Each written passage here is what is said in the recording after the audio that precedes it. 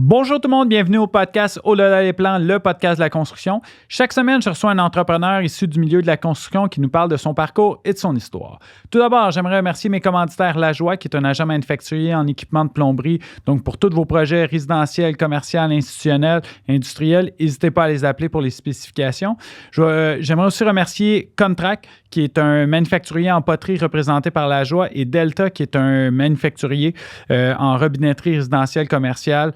Donc, pour les spécifications, n'hésitez pas à demander à Lajoie. J'aimerais aussi remercier Bugatti qui nous permet d'offrir des super beaux sacs à nos invités. Cette semaine, j'ai eu l'opportunité de rencontrer Daniel Robert de chez Colostat. Sur ce, je vous souhaite bon podcast. Vous écoutez Au-delà des plans avec Bruno Rajotte.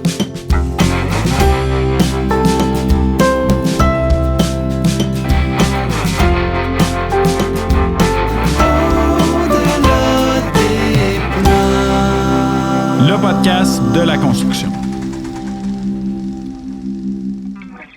Rebonjour Daniel, merci d'être là. Fait que on s'était parlé dans la première partie, tu sais, un peu l'historique de Colostat. On est parti sur tous les projets, l'expertise de Colostat. J'aimerais ça que tu me parles.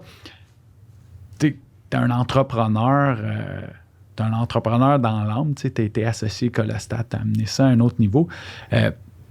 De où ça part? Tes parents faisaient quoi dans la vie? Mon père était universitaire. C'est lui qui a créé le Centre de calcul de l'Université de Montréal. Il a fini sa carrière comme vice-recteur de l'université. Donc, c'est un universitaire. On a beaucoup voyagé quand on était jeune, avec le travail de mon père. Année sabbatique en Europe. Donc, très rapidement, je me suis débrouillé à voyager. Écoute, j'avais 17-18 ans, je partais 3 semaines en vélo vers l'Europe. On parle des années 70. Dans ce temps-là... C'était pas aussi commun qu'aujourd'hui. C'était pas aussi commun qu'aujourd'hui, mais je l'ai fait quand même. Ce qui m'a donné un peu le lousse que ça m'a pris pour, entreprendre ce que je voulais entreprendre. Est-ce que je me vois comme entrepreneur aujourd'hui? Non. Je ne me considère pas un entrepreneur, je me considère comme quelqu'un qui réfléchit, qui a certainement une passion, qui analyse les possibilités, et je suis très, ce qu'on appelle un application engineer. Je suis capable de prendre des équipements, les appliquer par l'endroit, les faire fonctionner adéquatement. Donc, ça, c'est, je pense que c'est un peu moi. Par les emplois que j'ai eus, j'ai pu progresser à devenir un entrepreneur, mais pas parce que j'avais une âme nécessairement d'entrepreneur. Ça a juste donné que les gens me considèrent un entrepreneur, mais bon, en premier, j'étais un ingénieur. Et je crois que je suis aussi un bon communicateur. Ouais. C'est ce qui m'a permis d'embarquer les clients avec moi, avec mes concepts, puis les rendre confiants comme quoi que je vais livrer la marchandise. Je crois que je livre la marchandise. Je pense que c'est surtout ça qui fait la différence. Chez nous, on est 4 enfants, 4 gars. Moi, je suis le plus vieux. Dans Marie est une sainte. Ouais. Et puis, mon plus jeune frère, c'est Michel Robert. Michel Robert, il a travaillé chez Train.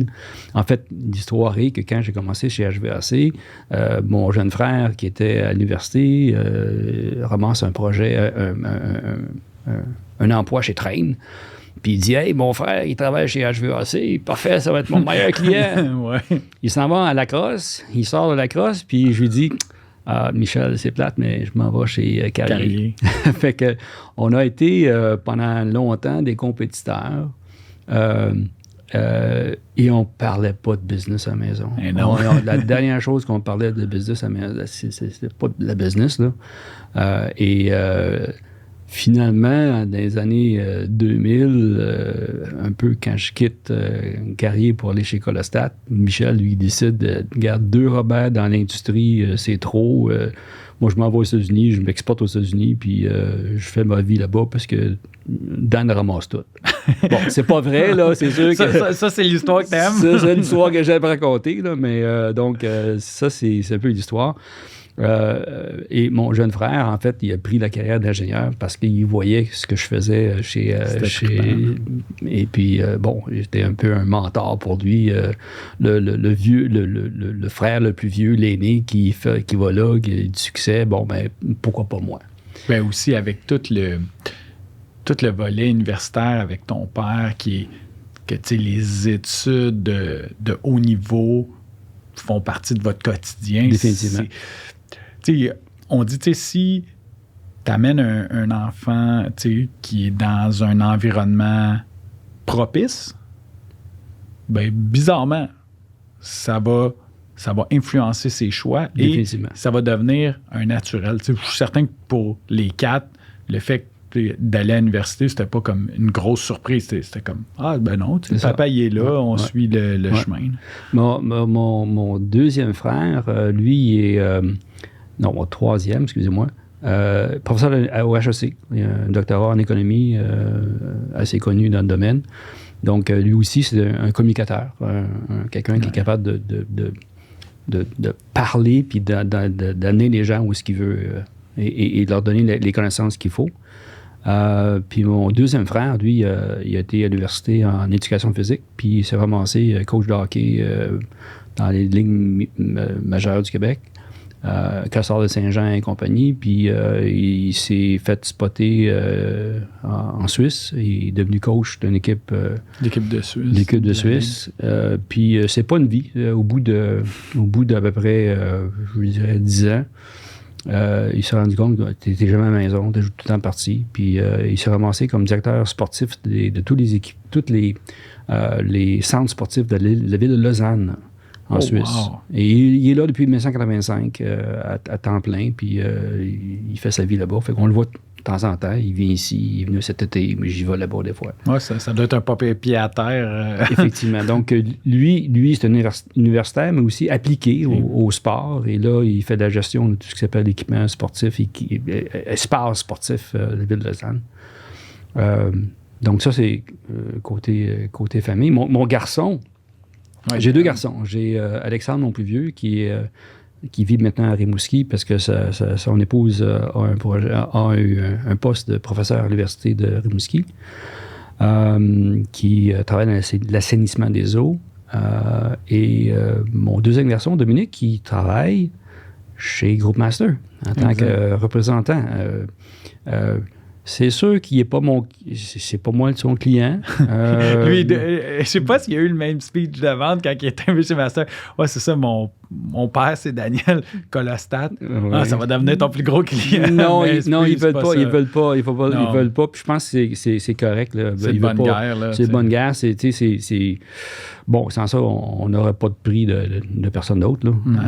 Mais c'est pas le cas. Fait que on essaie d'être respectueux au niveau de l'information qu'on dispose mutuellement. Je pense que c'est la bonne manière d'approcher. Ouais. Mais Dominique, il a fait ses premières armes chez Colostat en tant que stage d'été, job d'été. Puis il a tellement aimé ça qu'il est allé à Cégep-Huntsic. Puis après ça, l'ETS. Yes. Puis même durant l'ETS, il y a un stage qu'il a fait ici à Colostat à Montréal, puis un stage qu'il a fait à Toronto. Parce que Colostat a un bureau à Toronto. On fonctionne d'une façon un petit peu différente à Toronto. On est plutôt... on fait de la gérance de projet, on fait de l'ingénierie de projet, assisté par l'équipe de Montréal, dont moi. Mais les travaux sont faits plus en sous-traitance. Donc, un modèle un peu différent. Ce qui nous permet aussi d'exporter un peu plus loin que Toronto avec la sous-traitance. Entre autres, on fait des projets à Winnipeg. Encore une fois, tout le temps pour des clients qui nous demandent d'exporter notre savoir suite à leur expérience. Success story ici. On fait présentement deux projets à Calgary. Encore une fois avec des clients, un de Toronto puis un de Montréal. Et le même client de Toronto nous a demandé, avec qui on fait des projets aussi à Montréal, dont le bâtiment dans lequel nous sommes présentement, d'exporter notre savoir-faire à un bâtiment à Vancouver. Ils aiment tellement notre modèle d'affaires, puis le résultat final qui ils voient la valeur à travailler avec nous autres. Puis encore une fois, sans vraiment compétition. Ils ont confiance, on est là, on leur explique, on leur donne des chiffres sur la table, subventions, les coûts d'opération, pourquoi ci, pourquoi ça, à vous penser à ci, à ça. Et c'est des clients aussi qui sont là long terme. Ça, c'est très important dans l'équation parce que quand tu travailles avec un général, lui, tout ce qui est important, c'est sa poche. Le client, pour lui, pas grave. Un client qui va construire pour le flipper, il n'est pas intéressé à mettre de l'argent dans son projet. Pourquoi on ne fait pas de condo, en tout cas presque pas de condo? C'est justement à cause de ça, c'est que l'approche des condos, quant à moi, c'est juste assez pour passer le code, puis après ça, une fois que tu as terminé, on court le plus vite possible pour pas... on est plus impliqué. Et ça, c'est pas un modèle qu'on aime. On aime plutôt les modèles où, justement, le client est là pour longtemps. Des appartements. De plus en plus de gens vont garder des appartements qui veulent garder longtemps des blocs appartements où ils veulent instaurer des équipements qui sont de meilleure qualité, récupération de chaleur, réduire ou augmenter la valeur, le OR, le retour sur l'investissement de leur bâtiment. On s'en va présentement dans une ère de décarbonisation. Et il faut absolument parler aux propriétaires, ceux qui sont là pour le long haul, qui sont là pour longtemps et qui voient une valeur à des systèmes mécaniques de bien meilleure qualité que ce qui est disponible dans le marché. Bien, moi, à chaque fois que tu veux faire changer, tu veux faire évoluer, pas changer, j'aime pas le terme, mais tu veux faire évoluer la mentalité de quelqu'un, vient toucher directement dans ses poches. Quand c'est lui qui vient opérer et qui va gérer à long terme un bâtiment, l'impact que ça va avoir sur la maintenance, c'est sûr ça va l'influencer. Là. C'est comme si tu prends une décision pour chez vous. Et c'est bizarre, hein? À chaque fois qu'on décide chez nous... C'est différent que si tu le fais pour le voisin. Et pourtant, ça devrait être le contraire.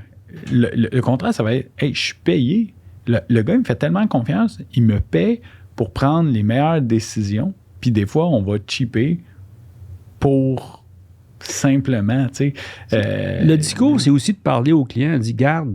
Sois conscient de ça. Hein.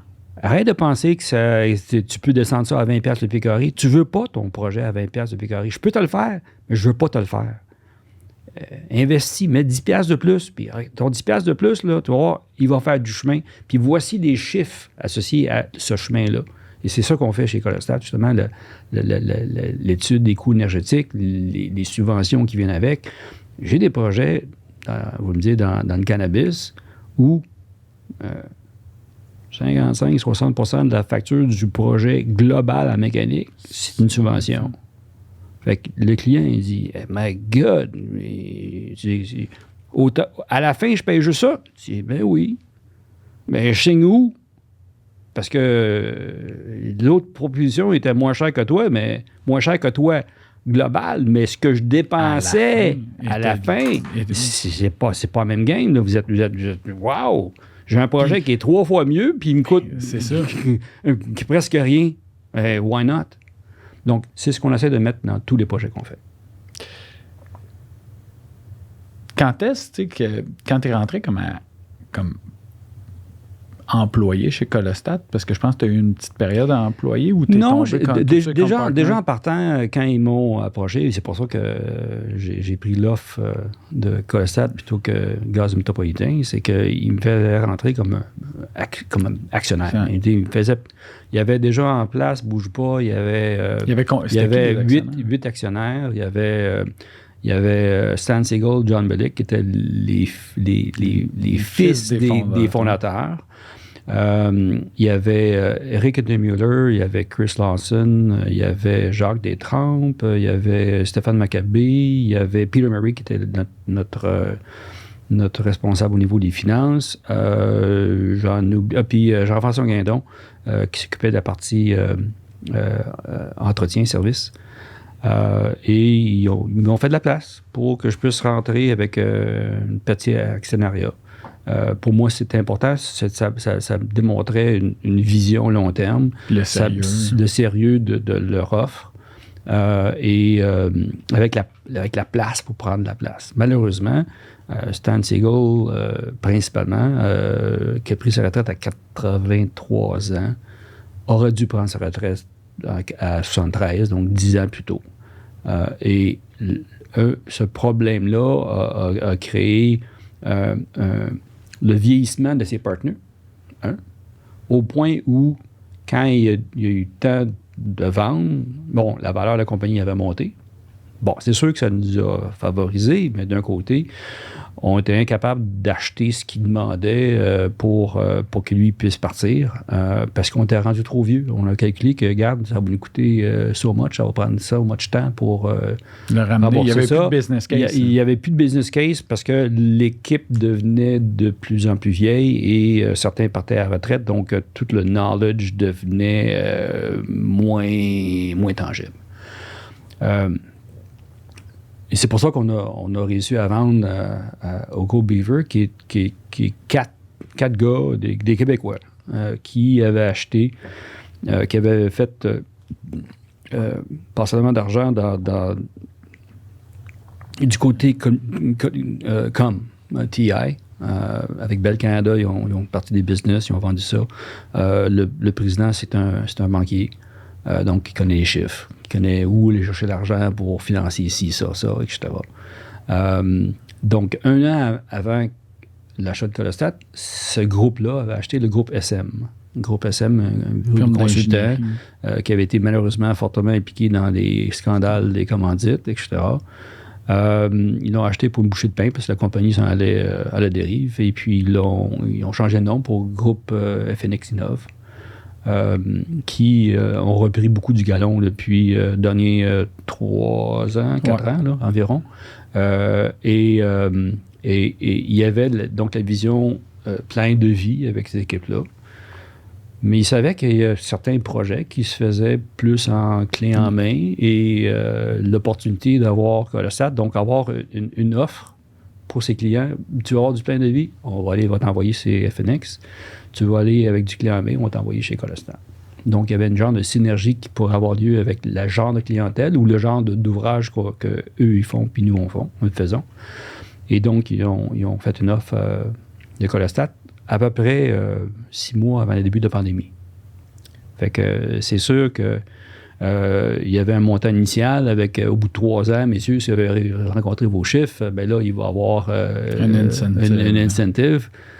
La pandémie n'a pas aidé l'équipe à rencontrer malheureusement l'objectif.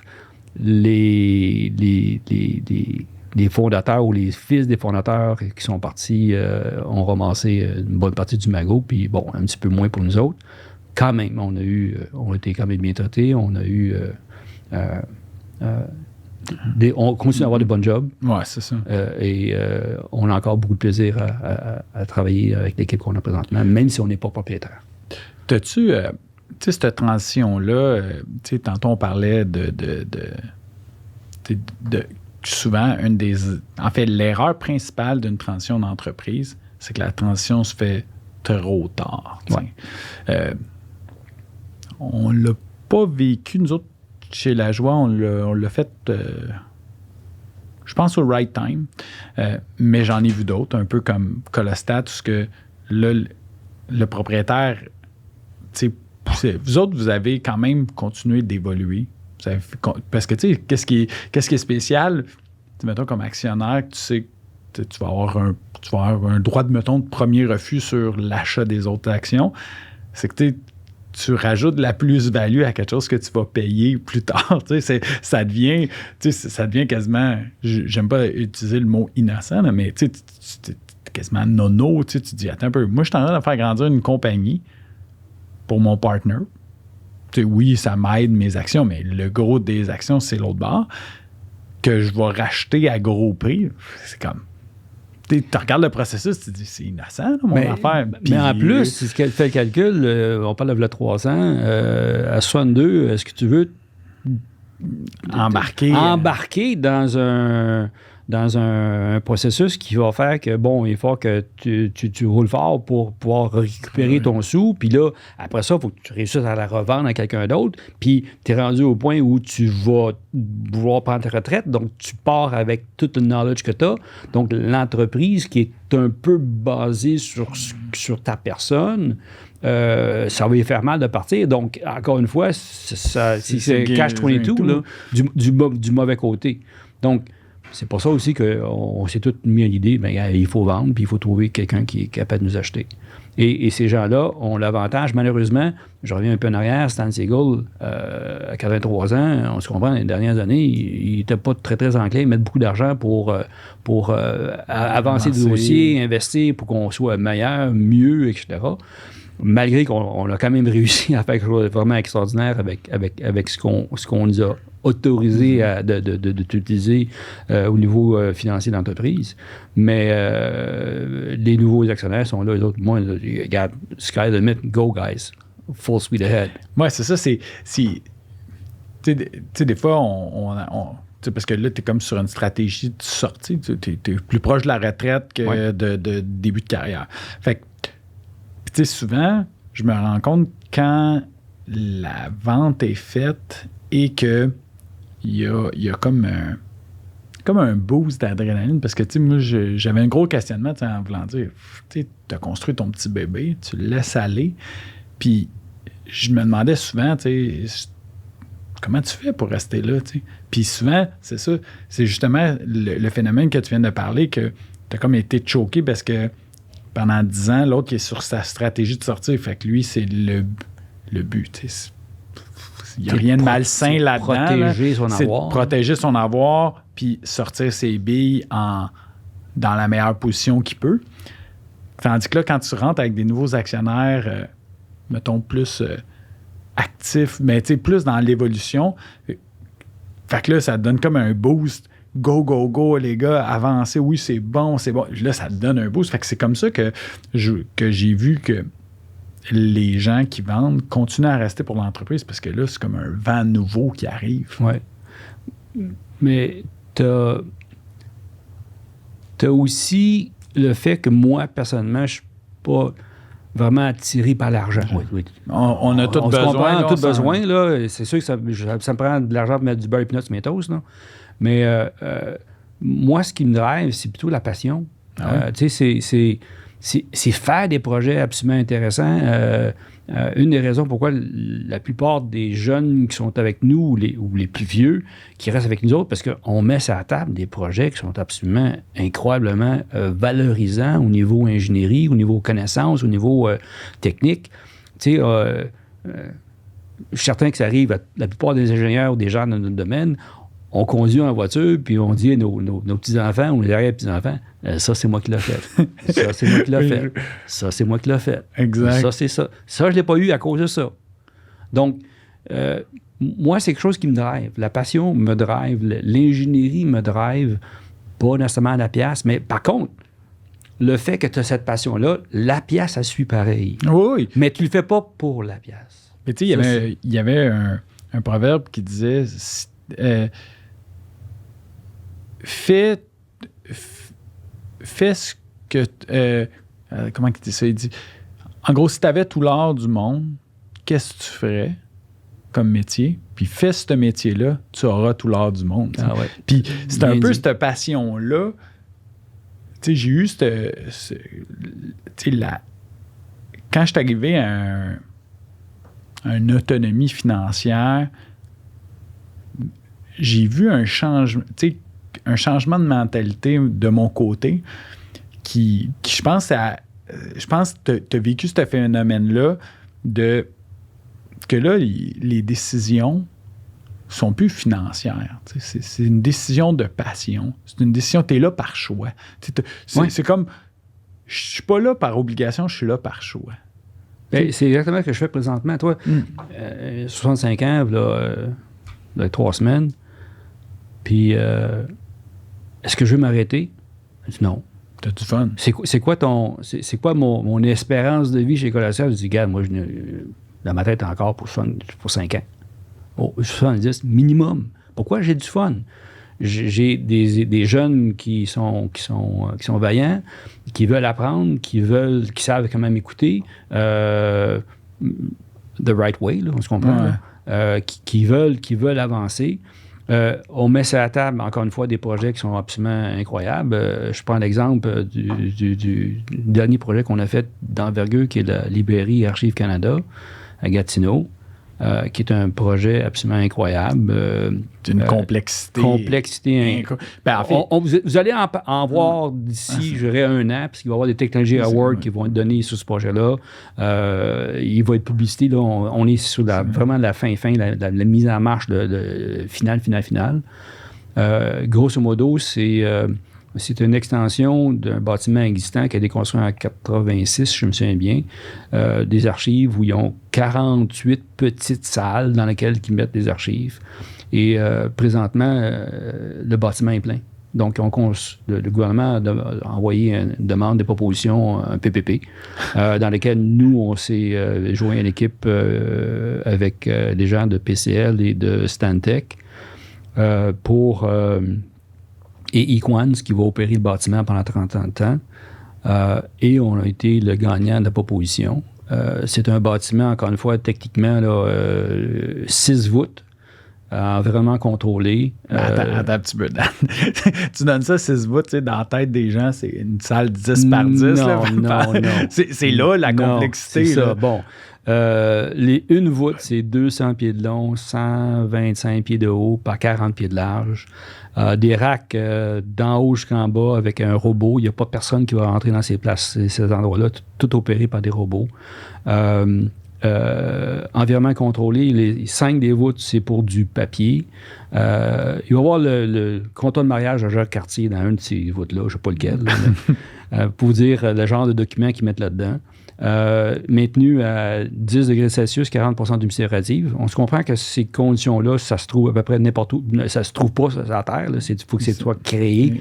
Et évidemment, et la 6e voûte, c'est pour tout ce qui s'appelle argentique, donc les anciens films, les photos, etc., conservés à 6 degrés Celsius et à 30 d'humidité relative. Mais là, tout en béton. Tout en béton. Les murs, c'est un building dans un building. Comme ça, si un avion s'écrase sur le bâtiment, il devrait résister. Et aussi, c'est pour contrer les variations de température dans les voûtes. Les murs, c'est des murs de 24 pouces. Le toit, 24 pouces d'épais. Puis un toit par-dessus le toit. Ouais. C'est 2 toits. Là. 2 toits, puis le plancher 36 pouces d'épais pour créer une masse et une protection mécanique en cas d'incident majeur. Et les systèmes sont conçus, ou en tout cas, le bâtiment est conçu pour conserver les archives pendant 500 ans. C'est sûr qu'en 500 ans, on va changer les refroidisseurs une couple de fois, les centrales de ventilation, mais on se comprend, tout est fait de façon à pouvoir conserver les archives pendant 500 ans. Exact, mais tu sais, c'est là, tu sais, ce challenge-là, parce que, évidemment, il y a de la redondance. Parce que tout est redondant. Il y a une panne de courant. Il y a 3 génératrices qui sont capables de supporter, en fait, 2 génératrices sur 3, une qui est redondante à l'autre, qui sont capables de supporter l'ensemble du bâtiment.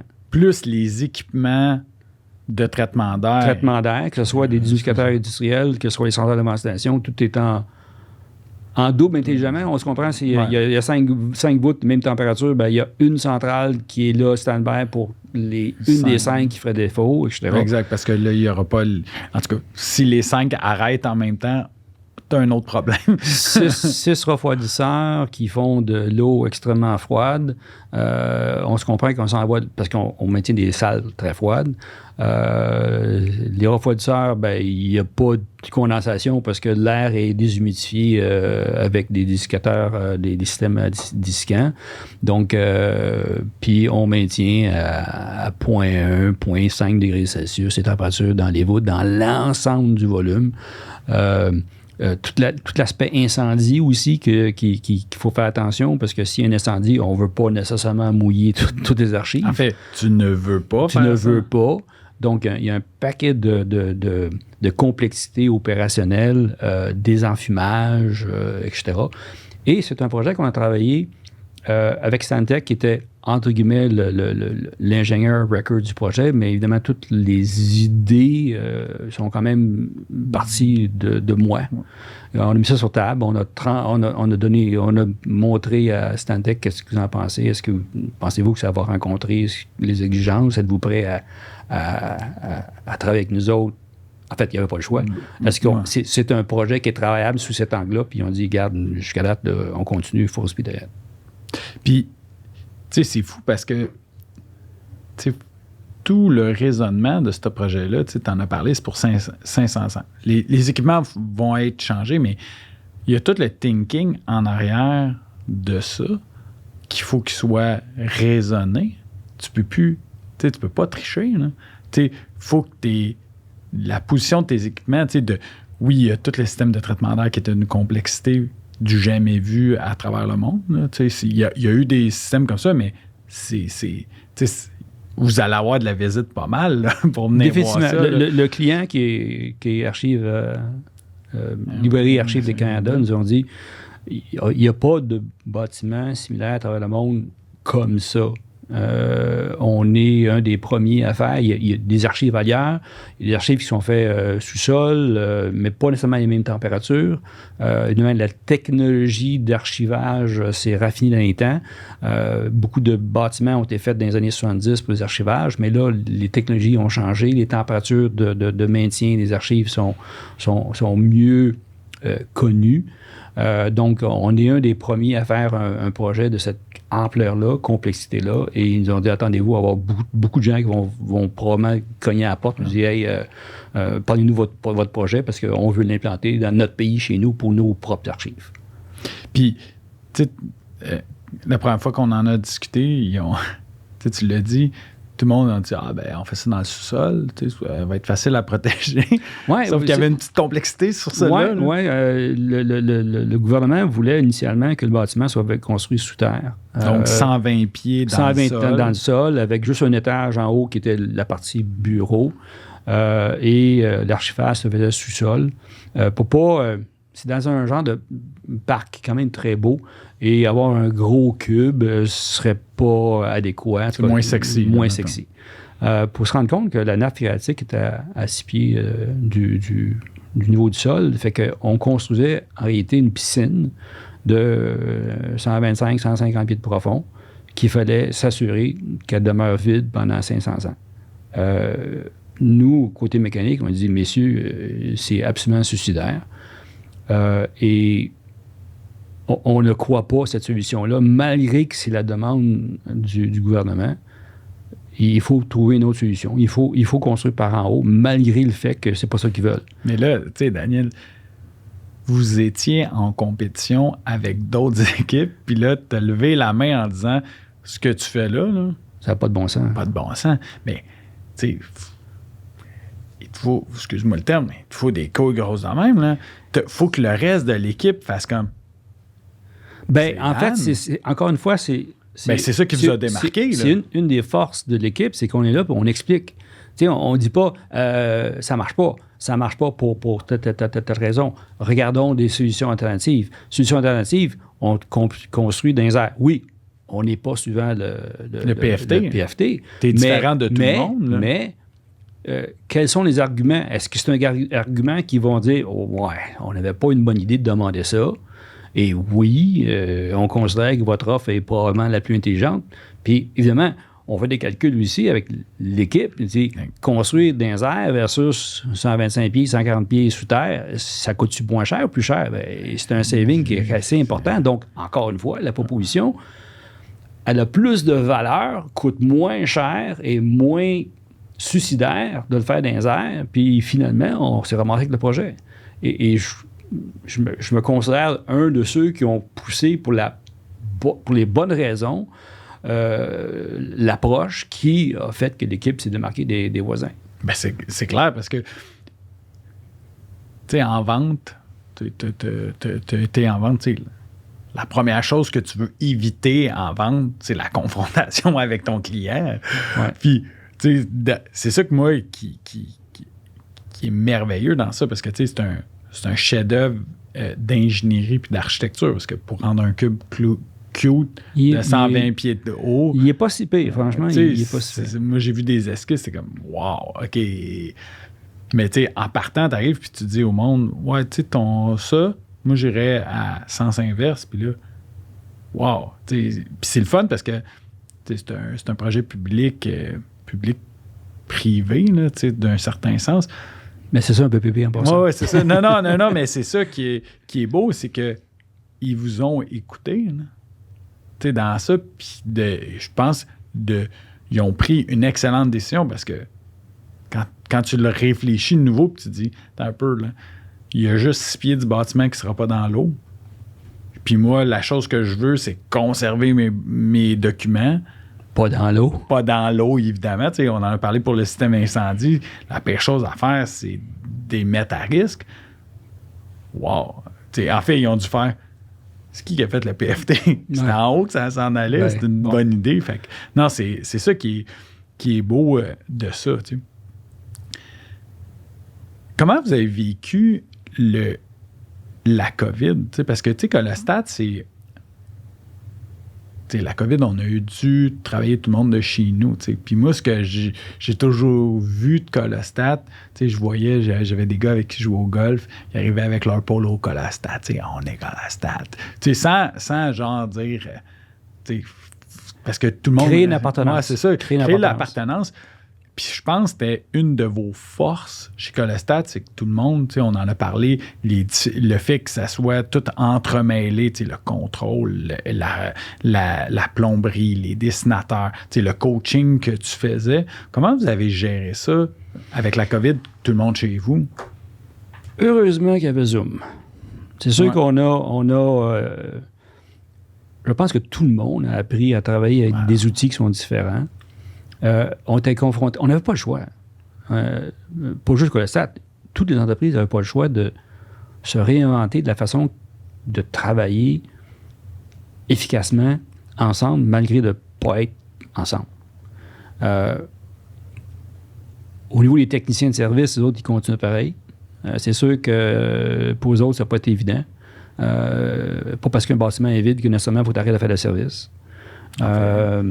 Donc, les techniciens, moi, j'ai passé beaucoup de temps à faire des présentations auprès de nos techniciens, à savoir comment se protéger, les filtres dans les équipements, les stratégies pour mieux ventiler les bâtiments qui étaient vides ou qui étaient partiellement dépendants de l'occupation ou le type d'entreprise. Il y a des entreprises, tu n'as pas le choix d'avoir du monde sur place. Une épicerie, ça prend quelqu'un à la caisse, malheureusement, là. Je ne suis pas un exemple, bien qu'on ne fait pas d'épicerie, là, mais juste pour donner l'idée. Donc, nous, on a conservé tout notre personnel au début, les premières semaines où on avait tout est tombé, ben, on payait quand même les employés pareil. On leur demandait, regarde, travailler de la maison, ce que vous pouvez. Si vous ne pouvez pas, on vous maintient là pour être prêt parce qu'on ne va pas perdre notre monde. Tout ce qu'on appelle l'ingénierie, on continue de travailler, puis on travaillait chez nous. Les dessinateurs, c'était le plus gros problème, parce que les dessinateurs, eux autres, ça prend un setup avec 4 écrans de 36 pouces. Ils ont un centre de contrôle. Un centre de contrôle, puis ça dégage la chaleur, puis il y a un gars qui dit dans mon sous-sol, il faut que je mette de la climatisation, parce qu'il commence à faire chaud dans le sous-sol. Mais... on a continué à travailler pareil. On a développé des méthodes entre nous de communiquer, puis de faire des suivis, transférer les filières et compagnie. Continuer à travailler avec nos clients, encore une fois, combien de fois qu'on a des meetings de chantier, ça n'existait plus, là. Mais il fallait se rencontrer, puis parler de nos projets, les problèmes de chacun dans un projet complexe, une coordination qui est très, très, très pointue. Il faut qu'on continue à le faire pareil, parce que ça se construit pareil. La gestion des équipes sur les chantiers, les chantiers qui étaient fermés parce qu'il y a un gars qui avait la COVID, puis là, on vide la place. Là, on fait quoi? Là, livraison qui arrive, etc. Là. Donc, mais c'était pas un problème de Colostat, c'est un problème de tout le monde. Je pense qu'en général, les entreprises qui étaient bien gérées ont passé à travers sans fermer. Je pense que c'était surtout ça qui est l'important, c'est pour faire ma place, passer à travers. On a eu des chantiers qui ont été carrément arrêtés et des projets qu'on avait signés puis ils n'ont jamais décollé. Un projet de 12 millions qui n'a pas été devant. On a des équipements qui avaient été commandés, mais l'ingénierie était faite, mais le projet, il n'a pas décollé. Il y a une anecdote là-dessus, parce que sur ce projet-là en question, j'avais 4 refroidisseurs qui avaient été commandés, qui étaient en production. Puis, qui s'en venaient, là. Qui s'en venaient, là. Puis le projet, il n'existait plus. Aboard. Puis, entre-temps, j'ai un projet à Toronto d'un de nos clients qui voulait qu'on change un refroidisseur. Et on commençait d'arriver dans la période où les équipements commençaient à rareter. On passait de 16, 20 semaines de livraison à 40, 50 semaines de livraison. Puis le client il dit, ben là, mon refroidisseur est mort, là, au mois d'octobre. Là, mon refroidisseur est mort, on change pour avril prochain. Je dis, ben, avril l'année d'après, tu veux dire. Il dit, non, le refroidisseur, il est mort. Il est là, j'ai besoin de la clim pour les prochains été. Il n'y a aucun manufacturier qui va te fournir un refroidisseur. Ça donne, par contre, que j'ai 2 refroidisseurs qui cherchent un preneur, mais c'est pas un, c'est 2. Puis en passant, les 2, c'est exactement ce que tu as besoin niveau redondance, etc., parce que c'est un bâtiment bureau avec un petit data center. Fait que on a eu le projet. C'est un projet où on était plusieurs à soumissionner, mais ils n'ont pas eu le choix parce que le seul qui était capable de livrer ça dans le temps voulu, c'était nous autres. Fait que, tu sais, il faut utiliser les inconvénients pour créer des opportunités ailleurs et c'est ce qu'on a su faire, mais en somme, je pense que comme toutes les entreprises, on a tous souffert de la pandémie. Il y a eu une réduction de la production, pas de la production, réduction des travaux, un petit peu d'efficacité. La quantité de travaux qui étaient transférés, toutes les modifications à l'intérieur des bureaux, tout est mort, c'était vide. Puis en plus, les propriétaires commencent à manquer d'argent parce que, il n'y a pas de loyer qui rentre, etc. Donc, ça a fait un gros changement pour l'industrie. On a passé à travers. Malheureusement, comme je disais tantôt, ça faisait partie dans le temps où nous, on avait vendu puis qu'on s'attendait au bout de 3 ans d'avoir monté les chiffres. Puis dans le temps où, il n'y a rien qui s'est passé. Ça nous a fait mal dans notre poche, mais on est encore là, puis on est encore là pour les prochains 100 ans. Tantôt, tu parlais d'innovation, un peu les innovations que vous ameniez sur vos nouveaux projets. T'es un gars énormément impliqué au niveau de l'hacherie. Je pense que tu dors là-bas. Puis je pense même à ta retraite, Dan, tu vas continuer à t'impliquer là-dedans. Je pense que tu es un passionné. Là. Oui, je suis un passionné, mais très rapidement dans ma carrière, en fait, Pierre Goupil, HVAC, quand j'ai commencé en 81, là, 1 an après avoir dégradué, Pierre Goupil, qui avait été président de l'hacherie un peu avant, il dit « Hey, le jeune, tu t'en vas là. » Tu t'en vas là. Puis en passant, je t'ai booké faire une conférence sur tel sujet, je pense que c'était la réfrigération dans ce temps-là. Là. On commençait à parler aux zones et compagnie. Fait que fais-moi une présentation là-dessus, là, puis je donnais ton nom, puis go. Fait que là, je me lance là-dedans, puis un paquet de petits vieux, je sais pas, quand t'es jeune, tu regardes tout le monde est les petits vieux. Et puis, mais j'ai aimé ça, l'expérience, puis le knowledge que j'ai sorti, puis le fait d'être devant le monde, commencer à parler, il faut que ça se développe. Tu arrives là, tu as le tract. La première fois que tu parles à une groupe de gens du milieu, puis c'est toi qui es petit jeune qui leur explique des choses. Ça te force à être très au courant. Et voilà, maintenant, je me suis ramassé, puis en 92, j'étais le président du chapitre. Par la suite, j'ai pris d'autres rôles pour supporter le chapitre. J'ai été principalement impliqué dans tout ce qui s'appelle la préparation des conférenciers. On a des rencontres à tous les mois, là, pendant 8 mois de temps d'année. Les conférences, il faut trouver les speakers, etc. Donc, j'ai fait beaucoup de ça. ce qui m'a permis d'être là lors des conférences que j'organisais et d'entendre les conférenciers parler de choses associées au domaine. Donc, malgré le fait que des fois, tu as des conférences qui ne sont pas nécessairement des choses que tu touches, mais tu deviens au courant et éventuellement, c'est des choses que peut-être, et c'est le cas, que tu vas toucher dans ta carrière future. Je faisais tellement une bonne job au niveau du programme au chapitre de Montréal, c'est que la région ASHRAE est divisée en 15 régions à travers le monde, dont Montréal fait partie de la région 2, qui est de l'Est du Canada. Donc, de Windsor jusqu'au Maritime fait partie de la région 2. Et on m'a demandé de prendre le rôle de Regional Vice Chair du comité de transfert Chapter Technology Transfer Committee, où justement on gère tous les différents conférenciers à travers le réseau de ASHRAE.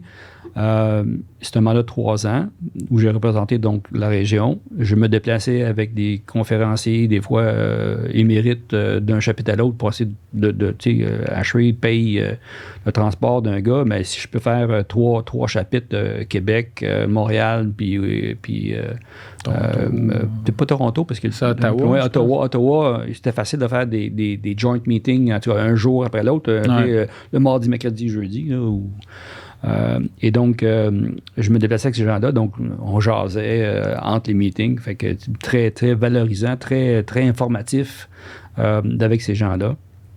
Et une fois que j'ai pris congé de ce rôle-là régional, là, la société m'a dit on veut que tu rentres au national. Tu en viens au mondial. Ah ouais, c'est vrai. Parce que c'est mondial. ASHRAE est mondial. Fait que là, j'agis comme chair du CTTC, qui est Chapter Transfer Technology Committee, où on a géré ça durant la pandémie, viré sur un dizaine pour mettre ça en mode virtuel à travers le monde. Puis là, on a un objectif, un de mes objectifs personnels au niveau du comité, c'est on est conscient que nous, on vole, on fait 200-300 conférences à travers le monde avec environ 75 speakers distingués, distinguished lecturer en anglais, et ils prennent l'avion. Fait que nous, on se rend compte qu'on crée un problème de carbone. Fait que moi, mon rôle, un des objectifs que je me suis fixé, c'est de réduire l'empreinte carbone associée à toutes ces conférences qu'on donne à travers le monde, qui est un challenge en soi, mais j'ai été applaudi un peu par les exécutifs de l'ASHRAE d'avoir cette vision-là, puis essayer de voir qu'est-ce qu'on peut faire pour réduire notre empreinte carbone. Non, c'est ça. Donc, c'est pas juste dans ma job. Non, c'est overall. C'est overall. Qu'est-ce que tu vois comme défi au niveau HVAC dans les prochaines années? Oh. On va essayer de faire ça en 5 minutes. Hein? On va essayer de faire 5 minutes. Ouais, non, mais je sais qu'il y en a beaucoup. Je dis qu'il y en a deux. Un qui est un défi d'ingénierie, qui est la décarbonisation. Il y a certainement une tendance forte vers la décarbonisation. Ça devient obligatoire d'en parler d'une façon sérieuse. On voit que les clients, ou en tout cas l'industrie immobilière, l'exige, commence à s'en rendre compte que, regarde, on n'a pas le choix. Okay? Il faut investir dans ce côté-là. Et l'industrie autour de l'immobilier, que c'est les emprunteurs ou les gens qui prêtent l'argent au niveau des bâtiments immobiliers, commencent à mettre des incentives pour faciliter l'injection de capitaux pour améliorer les bâtiments. Si tu ne le fais pas, ton taux de terrain monte ou carrément ton pourcentage de financement va être réduit. Donc, de ce côté-là, tout est en place pour pousser la machine de la décarbonisation. Un des problèmes qu'on a, c'est que la technologie n'est pas encore tout à fait là. On vit au Québec où il fait moins 20, moins 30, puis qu'on sait qu'il est en pompe, et il n'y a plus de jus qui sort. C'est du 1 pour 1. Et donc, je sais que au niveau de la Trade, le gouvernement américain a mis une bourse spéciale, je pense que c'est de 25 millions, à donner à l'entreprise qui va arriver que des produits qui vont être capables de chauffer d'une façon sans utiliser l'énergie fossile, surtout les thermopompes, c'est la vision, là. Mais entre-temps, il faut quand même avancer. Il faut faire les premiers pas pour modifier les bâtiments, peut-être avec une vision que quand la machine qu'on espère tout va arriver, qu'on puisse la plugger. Mais il y a quand même, surtout au Québec, malheureusement, il y a beaucoup de chauffage électrique périmétrique. Bien, il n'y a pas d'infrastructure hydraulique pour faire le transfert de chaleur. Le premier pas, c'est qu'il faut peut-être créer ces loupes-là, ces tendances-là, pour pouvoir mieux décarboniser dans le futur. Donc, je pense qu'au niveau ingénierie, c'est le challenge, le défi qu'on va avoir d'ici certainement les prochaines 10 ans, sinon 30 ans, dépendant comment bon qu'on est capable de le faire ou pas bon, parce que 2050, là, le mur est là. Déjà là, il y a un mur en 2030. J'ose espérer qu'on va avoir réussi à créer une genre d'échelle pour passer à travers ce premier mur-là, puis...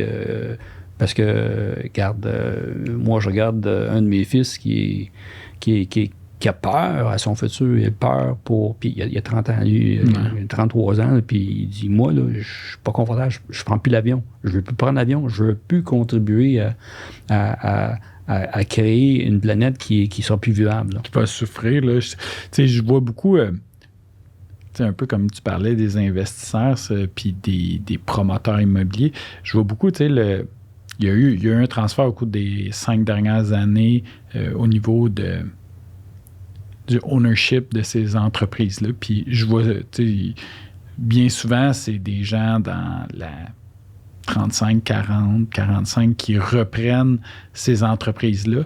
Autant au niveau financement, banque, que promoteurs, constructeurs. Et ce que je me rends compte, c'est qu'eux... Le changement de cap. Oui, bien, le changement de cap vient du fait que ça fait partie intégrante de leur valeur. Puis un peu comme ton gars qui dit « ça s'en va où avec tout ça? » Moi, là, je vais léguer quoi dans ça serait quoi ma marque? Puis là, c'est même plus... Tu sais, c'est rendu de la survie, tu sais, de dire... Ben, ça sera quoi une condition de vie quand moi, je vais, mettons, pouvoir arriver à un stade où je vais être à la retraite ou que ça va être dégueulasse. Je peux pas. Puis là, il y a comme une prise de conscience quand là, on vient affecter les gens. Le fast buck Charlie dans l'immobilier n'a plus la cote. Il faut qu'il se réinvente pour créer un environnement viable, un environnement planétaire viable. À long terme. À long terme. Puis, bon, c'est sûr que tu peux mettre beaucoup de concentration sur le niveau projet, mais on se comprend, c'est qu'il y a tellement de projets qui sont existants qui sont de la merde au niveau énergétique, au niveau consommation de gaz à effet de serre. Et si on s'attaque à juste les nouveaux bâtiments, on va manquer à la cible. Il y en a tellement disponible là, partout, là, à 3 pieds carrés de la ville. Il y a de quoi faire dans chacun des buildings. Donc, ça, c'est un des défis côté ingénierie que l'industrie doit attaquer, mais aussi côté main-d'œuvre. Il y a une main-d'œuvre, oui, technique, ingénieurs, technologues, dessinateurs, etc., on s'en ratouche le monde, puis s'il y en avait 2 fois plus, on serait capable de les engager puis faire ce qu'on a besoin de faire, nous aider dans la décarbonisation. Mais il y a aussi tout le vieillissement des équipes de chantier. Chez nous, et j'ai l'impression que c'est partout pareil, les employés de chantier, qui sont les ferblantiers, les tuyauteur, les plombiers, électriciens et compagnie, c'est pas des métiers qui sont très valorisés, malgré que c'est très payant en passant. Je sais, on signe des chèques à ces gens-là, nous autres, à cœur de semaine. Ils vieillissent tous, sont tous sur le bord de la retraite. Il n'y a personne en arrière qui prend leur place. Fait que, présentement, j'ai des besoins X. En fait, 2X, c'est chantier, puis j'ai X disponible pour faire l'ouvrage. Au point où ça ralentit ma progression d'entreprise parce que je ne suis pas capable de les livrer. Je suis capable de faire de l'ingénierie. Tu es capable de faire tout le background. Tout le background, bien que c'est un challenge en soi. Là, okay? Ouais, exact. Mais je suis capable de le faire. Mais si je ne suis pas capable de livrer la job, c'est pas mieux. Là. Donc, ça, à mon sens, il faut trouver une solution. Une des solutions, c'est peut-être d'avoir des immigrants, je m'en vais dans le domaine politique, là, mais des immigrants qui sont capables, qui viennent d'autres pays, qui sont capables de prendre la place de ces gens-là. Malheureusement, il y a des syndicats qui mettent des bâtons dans les roues, parce qu'évidemment, c'est une chasse gardée, ceux qui sont capables de traverser les chantiers. Mais toute cette problématique-là de la main-d'œuvre qualifié de chantier parce que de plus en plus, c'est du BIM, c'est du Revit, c'est du 3D, les mises en marche, tous les techniciens maintenant, c'est avec des ordinateurs, il n'y a rien qui se fait avec le marteau puis le tournevis. Là. Tout est fait par ordinateur aujourd'hui. Ça devient un challenge pour l'industrie. Bien, je suis d'accord avec toi parce que le fait qu'il y ait moins de gens, souvent, on va prendre des raccourcis au niveau technologie. On va dire, ça peut être un frein à l'innovation parce que bien souvent, on en a parlé tout le long du podcast qu'il faut mettre plus d'heures en ingénierie. Puis ça va demander le trending, de suivre le projet plus en détail, ce qui va demander nécessairement à la fin de la journée plus d'heures hommes pour le faire. Fait que c'est sûr que si on n'est pas capable de combler les défis que j'appelle d'exécution, de mise en place et d'opération, parce que le besoin de construction, là, il est criant, des appartements, des nouveaux bureaux, il est criant. Puis tant que ça, va être là, parce qu'il y a un besoin pour augmenter la société, la valeur d'un pays et tout ça, des entreprises, bien, ils ont besoin d'évoluer puis de grandir. Fait que c'est sûr que si dans l'exécution, on n'est pas capable d'aller là, ça va être tout un défi de continuer à exécuter bien en évoluant dans ça. L'innovation aussi, ça devient aussi un frein d'innovation. L'innovation prend un peu plus de main-d'œuvre parce qu'il faut qu'on pense plus. Les systèmes sont habituellement plus complexes, mais gérables. Là. Mais si j'ai à installer 2 fois plus de tuyauterie pour faire la récupération de chaleur en froid et en chaud, versus plutôt de faire du froid, puis mettre une plainte électrique, bien, ça me prend 2 fois plus de main-d'œuvre pour faire l'installation de ce système-là. Donc, je te dis, moi, je vois ça comme un défi en soi, la main-d'œuvre. Ça n'a rien à voir avec l'ingénierie, mais ultimement, si tu fais l'ingénierie et il n'y a rien qui s'installe parce que tu n'as pas la main-d'œuvre pour l'installer, ça arrive. Là. On va régresser en ingénierie. Dan, on arrive à la fin du podcast.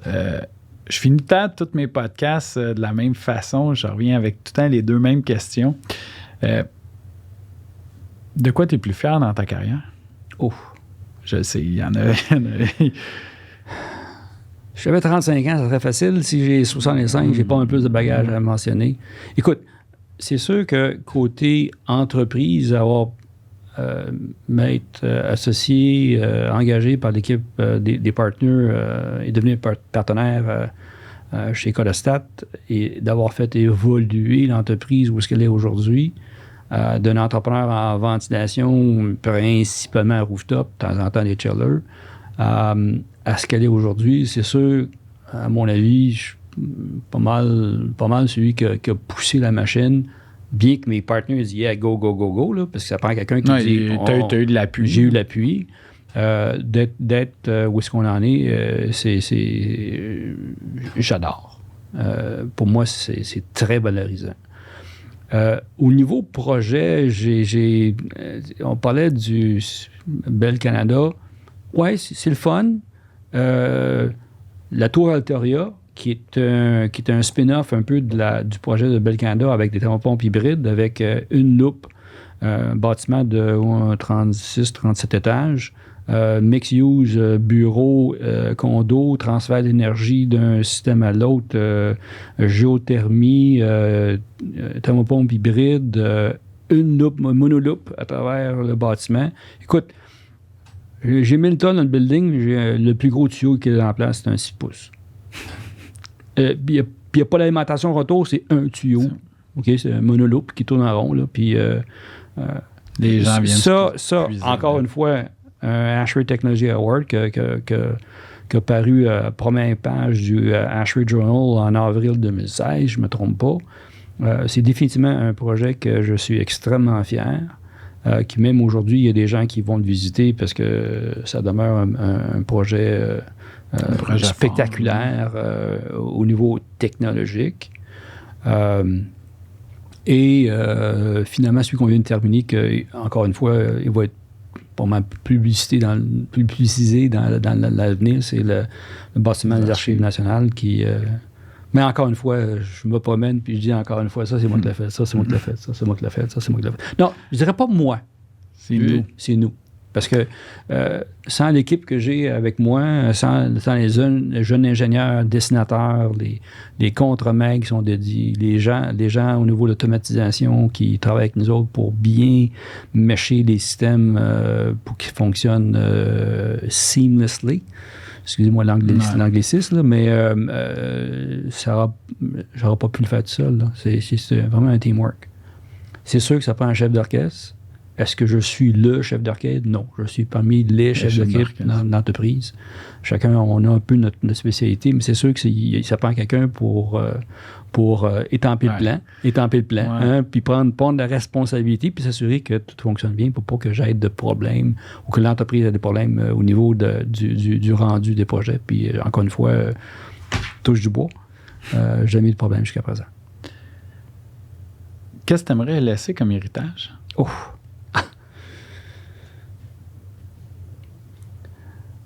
Je dirais que il y en a plusieurs. Ça fait longtemps que je me bats pour que le design build devienne accepté par l'ensemble de l'industrie. Puis quand l'industrie, là, c'est... La grande industrie. La grande industrie. Même les consultants, encore une fois, ceux qui travaillent avec nous autres sur des projets où ils sont demandés d'être... Par la suite, là, s'il y a un projet où ils sont appelés et disent c'est qui l'entrepreneur qui fait le job, que la start a dit regarde, aucun problème. En fait, c'est bon pour eux autres parce qu'ils passent probablement moins de temps à nous checker puis à faire quoi que ce soit parce qu'ils ont confiance en l'équipe. Mais c'est donc ouvrir le design build même au domaine public. Malheureusement, le domaine public, ça prend au minimum 3 soumissionnaires. Donc, l'approche design build n'est pas vraiment... Non.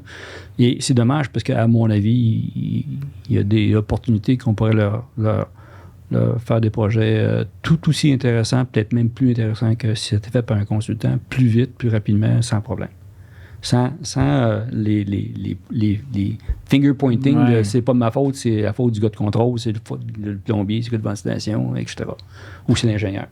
Donc, ça, c'est quelque chose que je vais essayer de m'efforcer dans les prochaines 5 ans. Je suis encore là au moins 5 ans, pour commencer à essayer de pousser cette idée-là, de faire accepter le design build, le vrai design build, le design build. Tu sais, aux États-Unis, c'est une tendance un peu plus forte qu'au Québec, au Canada en général, où tu as des entreprises qui sont une entreprise de construction clé en main, qui ont les ingénieurs, les architectes, les constructeurs, tout ça in-house, pas ou très peu de sous-traitance. Sous-traitance des éléments qui sont pas importants. Une isolation thermique, on s'en fout, là. C'est pas là où il y a une logique, là. Donc, ça, c'est quelque chose que j'essaie de pousser. Puis, je suis drivé par la passion. Ça n'arrêtera pas. Tantôt, tu disais, ASHRAE vont vouloir t'avoir plus tard, continuer après que tu as pris ta retraite. La réponse est oui. Je sais qu'ils ont ils ont déjà des plans. Ils ont des plans pour moi. Là, présentement, je veux essayer de ralentir un tout petit peu, un tantinet, là, faire 8 heures ou en faire 12 heures par jour. Là. Puis c'est ça. Donc, on va voir qu'est-ce que l'avenir nous réserve, mais j'ai encore de l'avenir. Daniel, on arrive à la fin du podcast. Je voulais juste te dire merci énormément pour ton temps. Moi, tantôt, je parlais avec un de mes collègues, puis il me disait qui c'est que tu reçois, il aime du temps à savoir. Puis j'ai dit, aujourd'hui, j'ai l'honneur de recevoir Daniel Robert de Colostat, puis il était comme, OK, c'est qui ce gars-là? Puis je dis, ce gars-là, moi, tu as tout le temps été un modèle. Moi, j'ai eu la chance de te croiser relativement jeune dans ma carrière, puis j'ai un énorme respect pour toi. T'es l'ingénieur que je crois que tout le monde devrait être. Wow. Non, mais t'es quelqu'un, probablement, que la passion est là. T'es le profil d'ingénieur qu'on a besoin dans l'industrie. T'as pris des risques. T'as pris des risques qui étaient calculés. Comme n'importe quel ingénieur cartésien, t'as pris des risques qui étaient calculés. Puis t'as amené les gens qui t'entouraient à te dépasser. Puis ça, c'est tout à ton honneur. Puis tu as fait en sorte que des projets comme les Archives nationaux, des Campus Bell, et on peut en parler, là, t'en as des projets, puis à être de meilleurs projets pour l'avenir, de meilleurs projets sur le coup, mais aussi pour l'ensemble des facteurs qui vont être, dont la pérennité des bâtiments. Puis ça, je te le dis,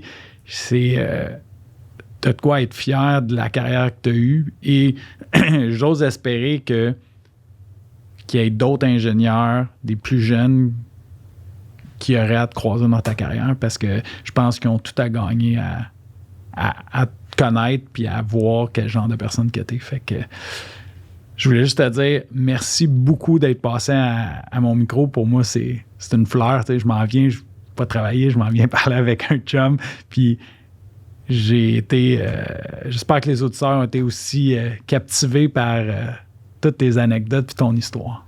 Merci beaucoup, Bruno. Puis en passant, l'interview était beaucoup plus facile que celle que j'ai faite avec Paul Arcand. ouais, non, je vais donner des petits cours à Paul. Non, c'est sûr qu'on voit ça différent. Je t'avais dit que ce que je voulais que les gens sortent, puis c'est pourquoi on a mis en place ce podcast-là, c'est que les histoires,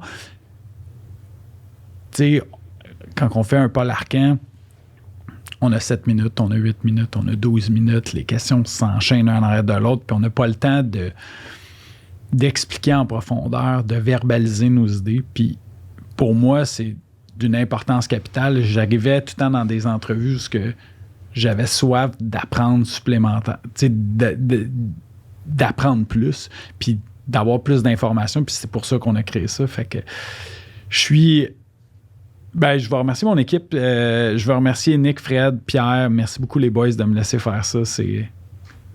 Je trippe bien raide à faire ça.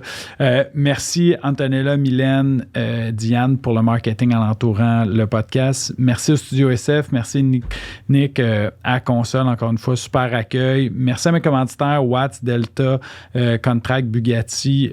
Merci de me supporter dans des idées que personne ne croyait initialement. Merci d'être là. Merci encore une fois beaucoup, Dan. C'est une vraie fleur que tu m'as fait d'être là, puis je le sais que tu es un gars occupé, fait que merci beaucoup. Puis pour les auditeurs, regardez, j'espère que vous avez trippé autant que moi sur la rencontre avec Daniel, puis on se voit la semaine prochaine avec l'histoire d'un autre entrepreneur et un autre passionné. Donc sur ce, à la semaine prochaine. Salut. Bye. Salut tout le monde.